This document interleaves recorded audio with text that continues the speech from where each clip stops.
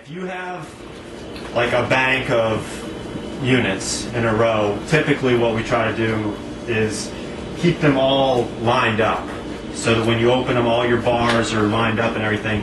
And then pretty much every application, either the floor is going to be falling away or the header's going to be falling. Something's going to happen. So what you want to do is, in this case, we started in this back corner and the header is seemingly level, so we've been sort of following that, but as you can see, the reveal's changed and now we're running along.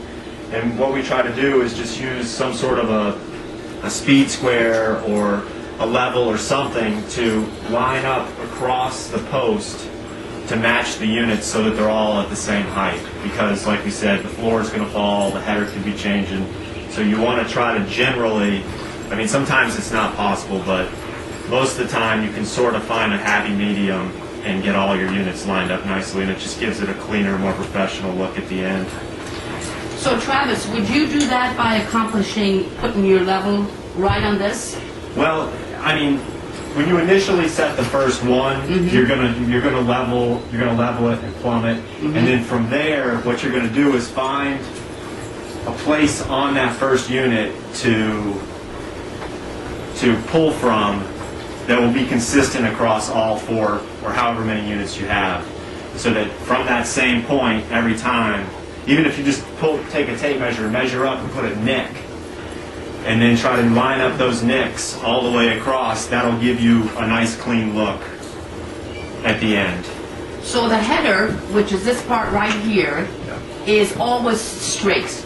It's not always straight, but that's one of the things that you're going to have to determine job specific, because sometimes the floor is actually level and the header has a little bit of fall in it. So that's something that you want to check in the beginning before you start going. Before you start setting units, is go through and make sure that you have a general idea of what's level, what's plumb, so that you know where to start and what to base your measurements and stuff like that off of. So we've tacked the bottom, leveled it, so it's sitting nice and level, pretty centered on our hole. So now we're just going to put the level on it. And you're putting the level on the window? Yes. On the window. On the window, on the side of the window, and then again take whatever you have, a chisel or a putty knife or a 5-in-1, and then you just want to try to get it to where it's sitting nice and plumb, just like that, and then hit that.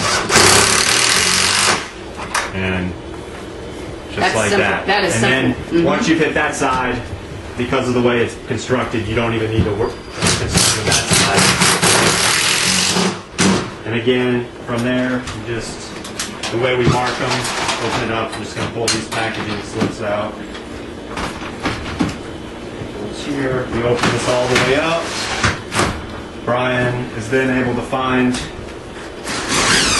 discern where that middle hole is to be drilled. Did that. You run these back down.